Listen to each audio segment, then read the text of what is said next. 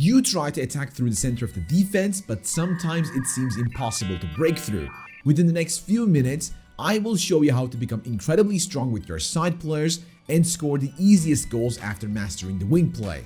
To be able to unlock the wing play, you need to create some space for your players, and therefore there are various movement mechanics that you can use. I am going to show you two common ways. First, you can trigger a run for your wingers by tapping the L1, LB button while you point them out with your left analog stick.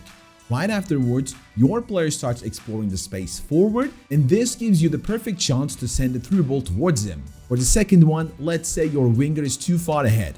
You can call them back by tapping the R1, RB button again towards their direction so that you can go for a safe pass. From here, you can use the 1-2 passes. If you pass the ball to your teammate with your side player while holding onto the L1, LB button, that player will initiate a run right after passing the ball. The main focus will be on the receiver, so afterwards you should always have an eye on the initial side player who is making a run. This way you carry the ball forward on the wing and prepare your next move. Just in a bit, I'm going to show you 3 methods to utilize your chances around the box once you get there like this, but before that, let me remind you, more of these little tricks and everything about attacking could be found in our dedicated course on the Guide Plus, which is our app that offers over 10 courses and 100 video tutorials throughout the entire season. We help you improve in FC 26 in every section of the game, and you also get a chance to become a valuable member of our community who has a lot of passion to learn new things in FC 26. If you don't want to miss this chance, check the links in the description. After creating the space you need, you have 2 options to go with your side player. The first option is to cut back.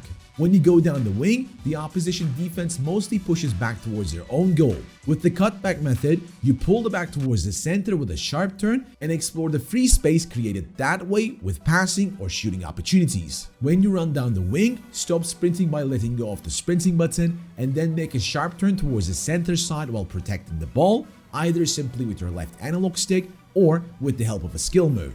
Once you execute a cutback, you should always consider looking at your teammates who will become the perfect passing choices. Here I successfully covered the ball before turning back because the opponent will pressure me and I can't be facing him while turning. I delivered the ball back to a player in front of the box who will prepare the final pass towards my finisher. Now all I need to do is to identify the player again inside the box who might receive the ball easily just because the defender is too deep into their goal. The final step is about using this advantage, taking the 1 versus 1 against your opponent, turning rapidly towards the goal, either using your left analog stick or a skill move again, and bang, this is it. Even though cutbacks are really strong, you can't always use them because you might get predictable and defendable. So sometimes you need the exact opposite, which is the exploring the goal line method.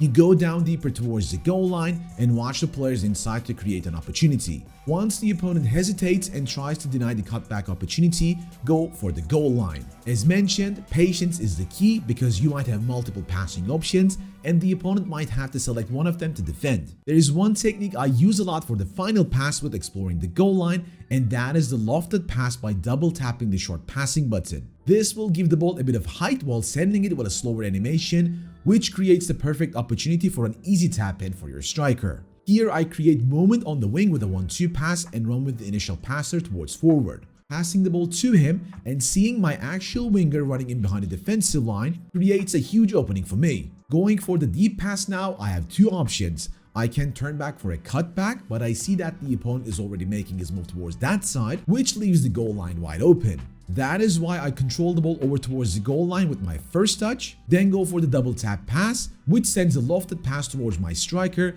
and I easily finish the opportunity. Coming to our final topic, which is indeed crossing. This one is pretty underrated, however very strong, especially with the crossing methods I use quite often. Once you're on a break on the wing and you identify your teammate joining the attack in the box, you have many options. However, one of them stands out. If you go for a through ball here, it will be intercepted very easily and a normal ground pass will be against the attacker's movement. So instead, I go for a normal cross by only tapping the crossing button for a brief moment around 1 bar of power. This is why I actually call it the tap cross. It allows you to reach the ball without getting intercepted and you can easily finalize your next move. The best part is, if the opponent tries to anticipate it by only moving their player without clearing it, they won't get a single touch on the ball. So whenever you are moving on the wing and have a teammate running inside the box, you can use this cross to prepare the best chance. The other method we have is the low driven cross, which is a bit more complicated but works best if your target is a bit further away from the winger on the side. All you have to do is to hold on to your R1, RB